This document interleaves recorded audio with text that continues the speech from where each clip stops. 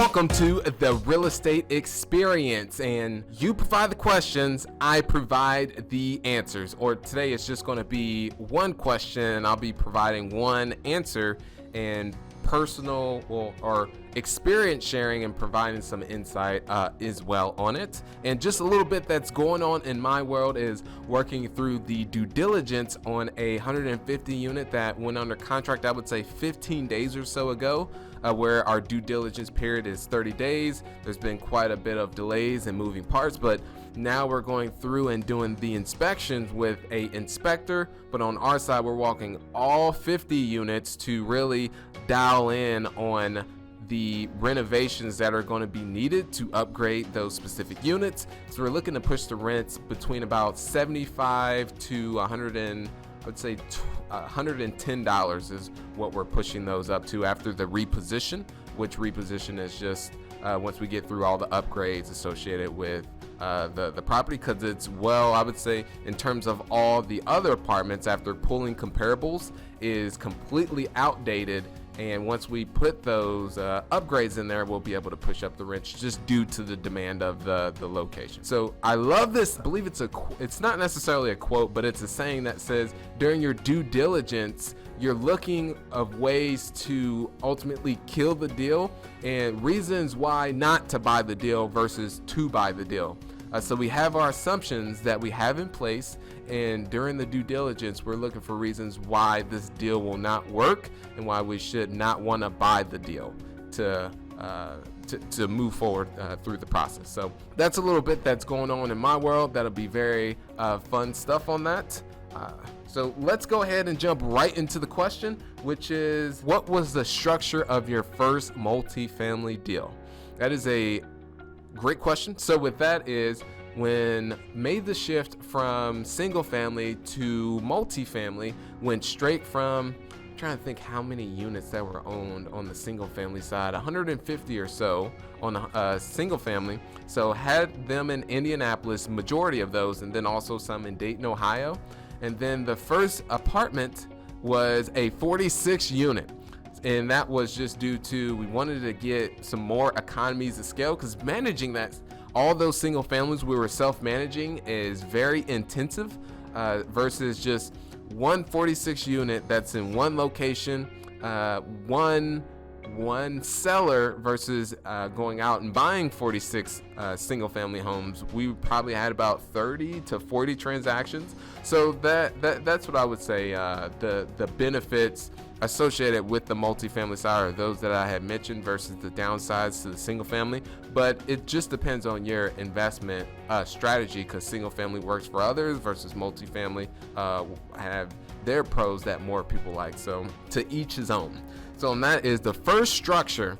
It was simple that with the seller, we did seller financing because it was about 60% occupied, so a lender would not want to touch that, or it was very difficult to get a lender. I'm sure there's ones that would have provided the financing, but how we did it was for the 46 units, $900,000 was the purchase price. So there was negotiations at first. It was, I would say, 1.2 or 1.3, and we were able to negotiate it all the way down. And so with that $900,000 purchase price, $200,000 needed to be put down to purchase, and then an additional $685,000 to take care of improvements. And then from the seller side, there was an interest rate that it kind of there's a balloon on there's a 3-year term. The first year it's 3%, second year 5%, and then goes up to 7%. So on the seller side, they wanted us to cash them out as soon as possible. So that's how that worked on that side. And then with the investors, how that works is it's just at 8%. It was a debt structure.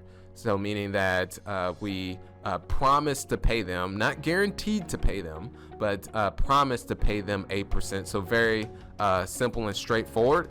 And then anything over the 8% would be split. It was a majority to our investors, and then the remaining to us, 80% to them, and then the remaining 20% to us. On that side of anything above and beyond the 8%. So that's how that first deal worked. and I'll have to go back and check the majority percentages. It was either 80% to them, 20% to us, or 85% to them, and then 15% to us. It was just that little minor difference that is there. And then from there, that was very simple. So out of the net cash flows each and every month, we just simply send that out to them. Well, we send our disbursements out quarterly. Some people do monthly. Some people even do it longer than that.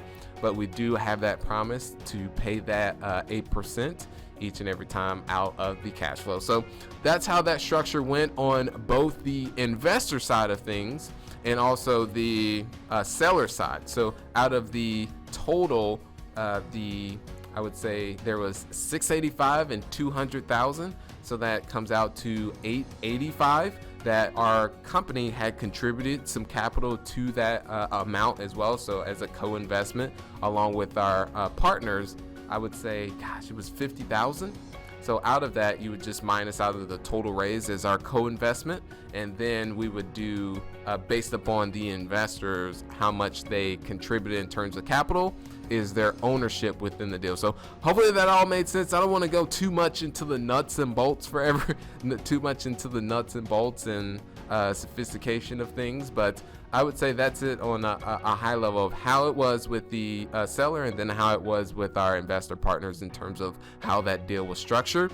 And one thing I want to mention to everyone, please, it would mean the world to me for you to subscribe to the podcast and also leave a 5-star rating.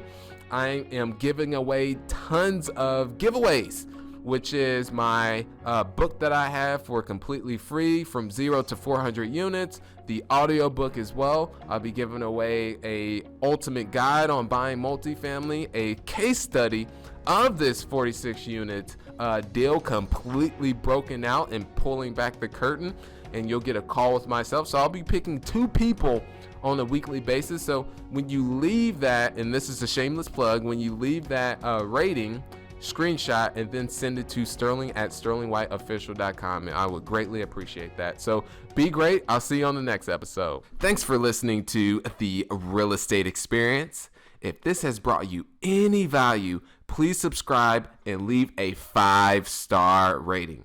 It would mean the world to me. Now go out there and crush it.